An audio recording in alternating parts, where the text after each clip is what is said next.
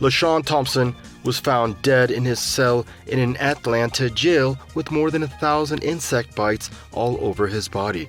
His body was discovered in a filthy jail cell in September, ignored by medical staff and eaten by insects and bugs. The United States holds the most prisoners in the world. Many of the thousands of prisons, jails, and correctional facilities around the country are in deplorable and inhumane conditions. Millions of Americans are held in these facilities with little hope of staying out after being released, since most find their way back to prison one way or another.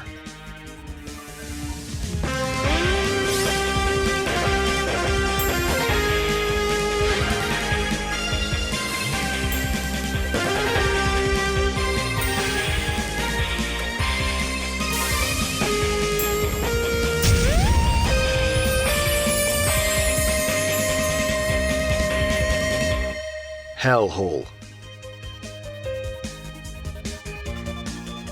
The United States is home to the world's largest prison system, with close to 2 million people behind bars. The conditions in U.S. jails and prisons are often inhumane, with overcrowding, violence, and inadequate health care plaguing the system. Many prisoners are also subject to long periods of solitary confinement, which can cause severe mental and physical harm. The massive number of prisoners are held in 1,566 state prisons, 98 federal prisons, 3,116 local jails, 1,323 juvenile correctional facilities, 181 immigration detention facilities, and 80 Indian country jails, as well as military prisons, civil commitment centers, state psychiatric hospitals, and prisons in U.S. territories. LaShawn Thompson was held in one of the thousands of these facilities, left to die and eaten alive by bugs and insects.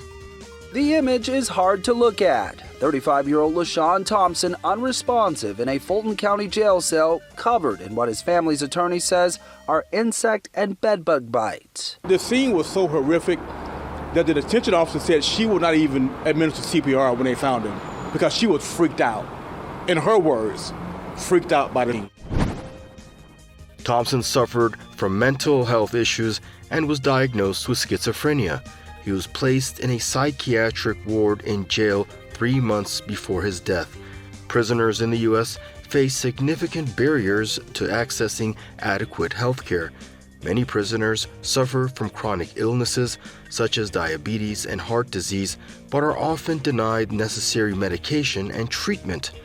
The result is that many prisoners suffer unnecessarily and are at risk of dying from preventable illnesses. They are overcrowded, they are underfunded. In many cases, the way they're designed, the new wards even, the way they're designed, they're putting a bunch of people in these pods, in these areas, these community areas, with the cells attached, where they pretty much have to police themselves within the pods, within the tiers, which is what you see in places like El Salvador, maybe in countries where they just put people away in these facilities and then they basically just lock them away. And that's kind of what you're getting these days on a smaller scale, on a more unique, individualized scale in these jails. What happened with LaShawn Thompson is unbelievable. It is immoral. It is amoral, and it must not be allowed to continue. The result of the official autopsy carried out on LaShawn Thompson came out as, quote, undetermined, end quote. Now, autopsies cost between $20,000 to $50,000, and Thompson's family would not be able to afford it. Those behind bars receive from guards and deputies who patrol. An indisputable exclusive found Dylan Camerad was beaten by officers at a Michigan jail. He was a former MMA fighter. In 2019, Terry Whitehead would be beaten by former corrections officer David M. Schwartz. These punishments happen at all times of the day. One factor contributing to the crisis in U.S. jails and prisons is the lack of focus on rehabilitation and reintegration.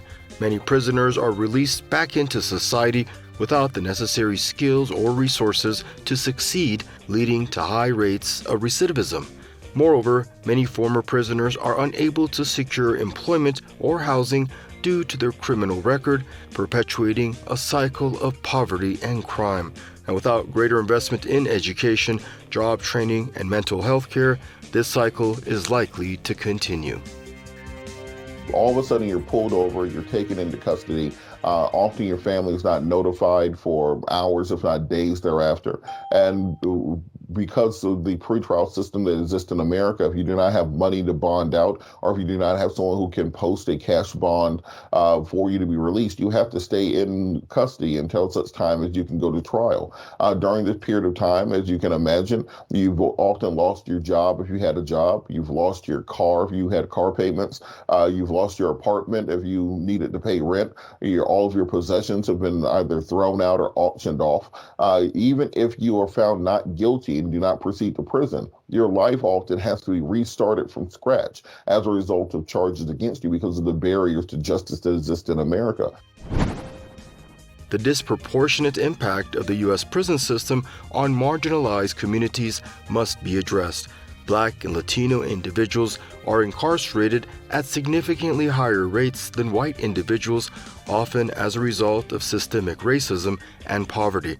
The result is that these communities are disproportionately affected by the negative impacts of the prison system, including the perpetuation of poverty and the destruction of families. How does mass incarceration affect African American communities? I know a lot of people who are real activists in this cause have been incarcerated before, and I'm one of them. I was incarcerated for a year in Richmond and for about a month here in Tampa. This is a long time ago. But I can tell you that from that time, in places where cities where you don't particularly think of African Americans as the majority, in the prison population, they certainly are. So I've seen this firsthand. Yes, it is a disproportionate percentage of the population in the prisons, in jails, in the penal system. And the cost on the communities is extensive. There's the cost of family members having to take care of them. There's the cost of constantly worrying about the future of what's going to happen to you. There's the cost that when young people see it as possible, as more likely in their community, their future will be in a prison rather than in a college, and it is based on the reality in which they live. The cost of that is extensive. The U.S. prison system is a profitable industry. Prisons and correctional facilities across the country generate billions of dollars in revenue each year, largely through the incarceration of individuals. One way in which prisons make money is through the use of inmate labor. Prisoners are often forced to work in various industries, including manufacturing, agriculture, and call centers, without any real compensation. So does inmate labor resemble slavery? Ava DuVernay, the filmmaker, had a documentary several years ago called The 13th, about the 13th Amendment, which the post-Civil War amendments, the 13th, 14th, and 15th Amendments, were meant to end slavery, to give constitutional rights to African Americans, and to give them the right to vote. However, states and federal prisons have found ways to abrogate this prohibition against slavery through the inmate labor system. Inmates are often contracted to work in state projects for pennies and hours, same wages that you would expect in any slave camp around the world.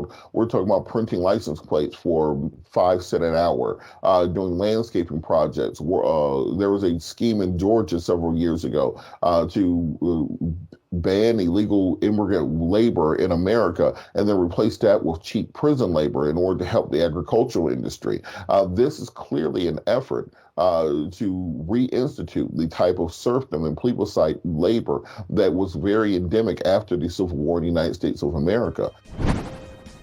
In addition, private prisons have become an increasingly popular way to profit off of incarceration.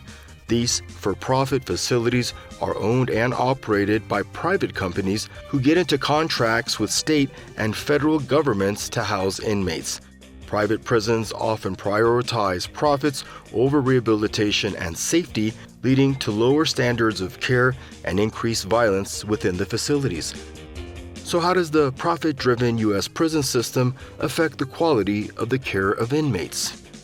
Administration, America went through this process of privatization of the prison system. As a result, the states now pay private prisons to incarcerate individuals. Then these prisons are paid by the number of people that they can keep in those prison cells. So there's a perverse incentive to keep people locked up and you keep them locked up longer. And because you have a profit-driven capitalistic model, of course, prisons are incentivized as for-profit companies to provide the most substandard care possible. Because there are very few rights that are accorded to prisoners, because there are very few opportunities to complain or to be heard for prisoners, because they're often pariahs in society. The profit-driven nature of the U.S. prison system has led to a number of ethical concerns, including questions about the quality of care provided to incarcerated individuals, the impact on communities and families, and the role of private corporations in the criminal justice system.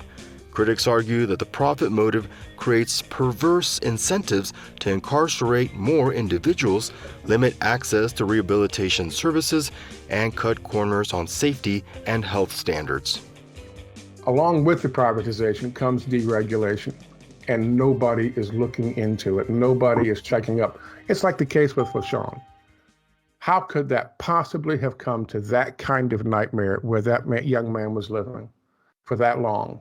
How could that have happened in our system? And the answer to that question is nobody was looking. Nobody was looking because it doesn't profit them to see the blemishes, to see the holes in the system. It doesn't. That's what privatization of prisons does. It turns it into it's not a moral question anymore. It's one of business. And there are no morals in business.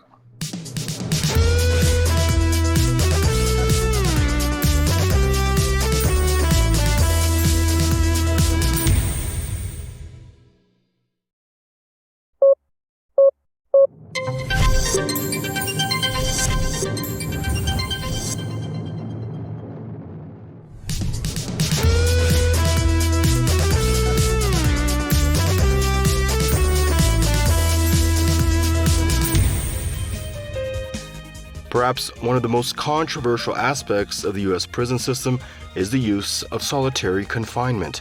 Many prisoners are placed in solitary confinement for extended periods, sometimes for years at a time.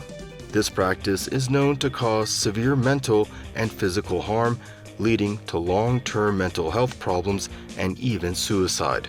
Despite this, the use of solitary confinement continues to be widespread in U.S. prisons, often as a form of punishment for minor infractions. 6 foot by 9, for 23 hours a day. I wake up soaking wet, sweating sometime. For decade after decade. I just feel as though you're being squeezed to death. Now imagine doing all of that alone. It is a reality for tens of thousands of prisoners in America. Solitary confinement is a practice of isolating inmates in a cell for 22 to 24 hours a day with limited or no human interaction, exercise, or access to educational or recreational programs.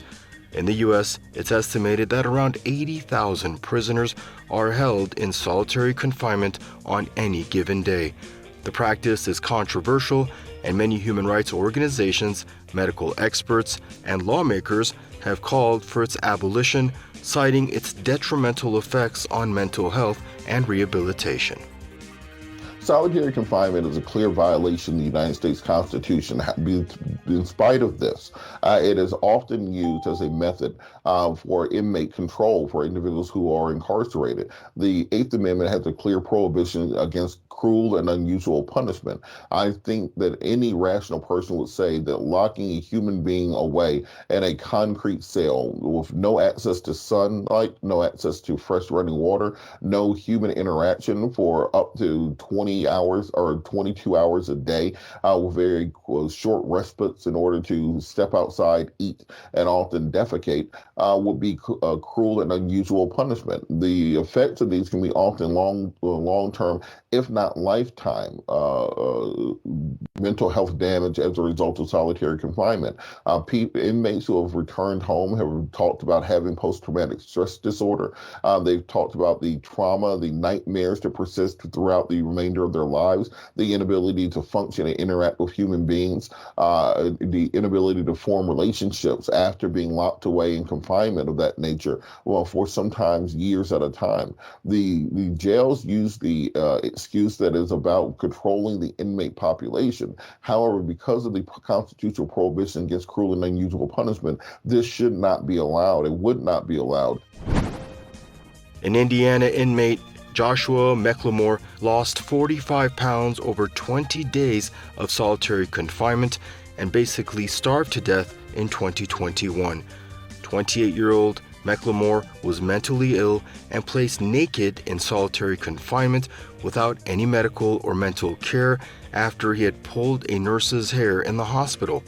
Video surveillance shows he would go into psychosis episodes, and Jackson County jail staff do nothing for him while he slowly deteriorates and dies.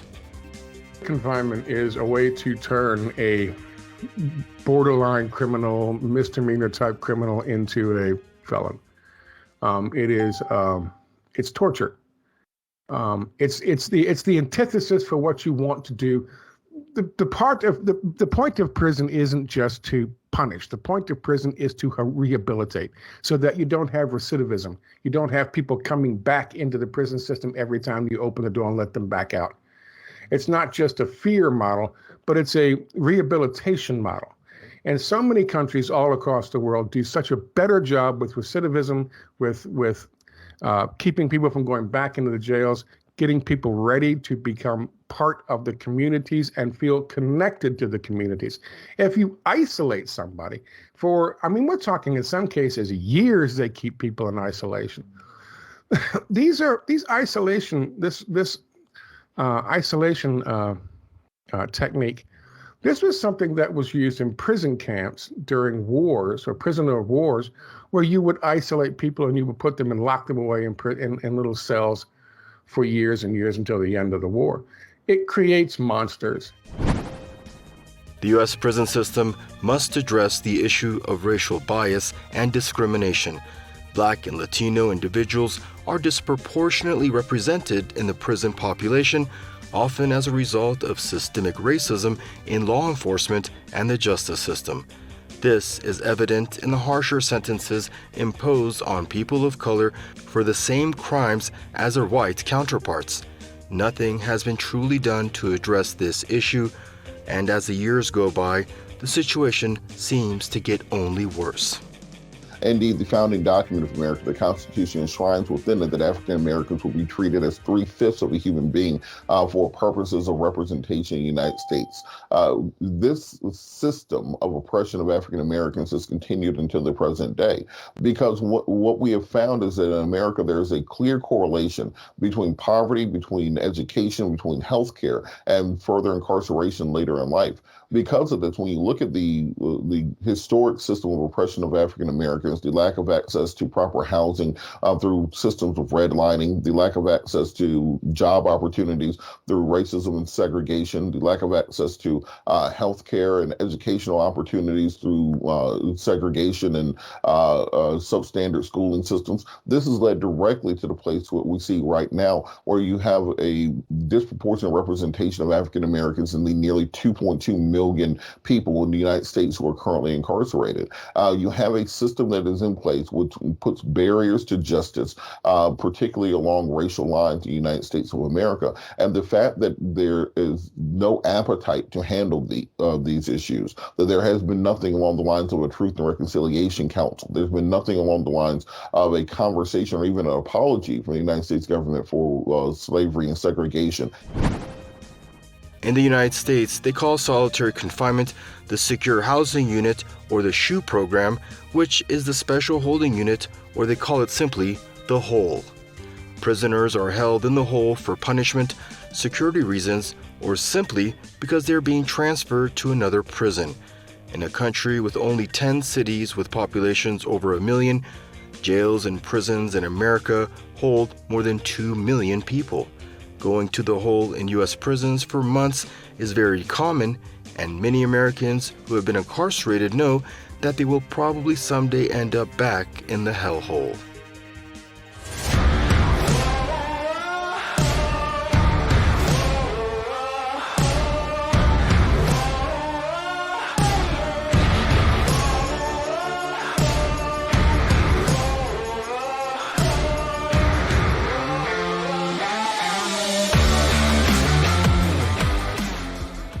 Peace and welcome back to Power to the People. On today's episode, we are going to take a look at the American prison system and how it's been a genocidal death camp since its inception.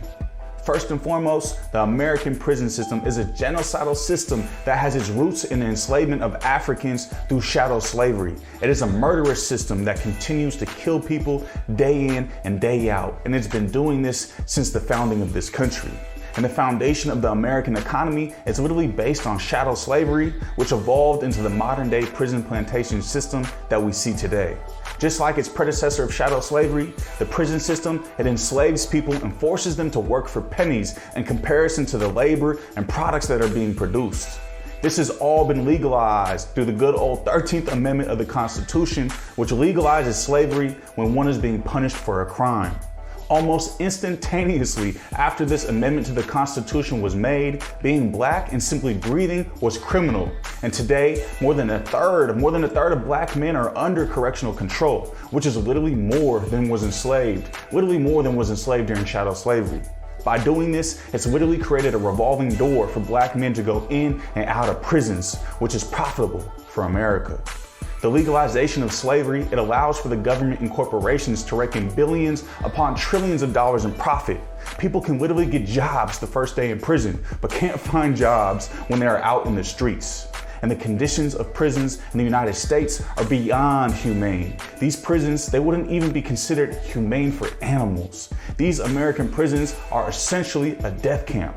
In 2019, a total of 1,200 people died in local jails, and 77% of the 1,200 people who died in these jails were not convicted of a crime. And more data, it shows that in 2020, there were 6,182 deaths, which was a 61% increase to the prior year. And this is all happening despite the fact that the prison population dropped 10%.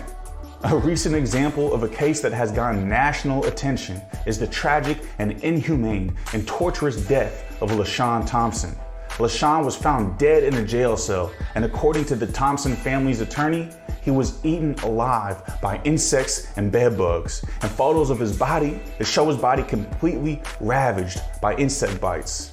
What else do we call this other than genocidal terrorism? It's something completely evil and satanic that prison guards will literally watch and let a person be murdered by insects. Yet America itself, it continually tries to play like it's some good guy and like it's on some type of moral high ground. But in the belly of the beast inside America, the US government is systematically killing its own quote unquote citizens in the prisons and in the streets. The question is, why aren't people in America standing up? Why is it that the average American will say we need to go and get and install justice in other countries when America herself is the biggest Satan of them all? It can truly be said that to believe in the state of America is to be in a state of delusion, because America is a genocidal nation that has blood on its hands, not only within this country, but throughout the world too. This is Power to the People.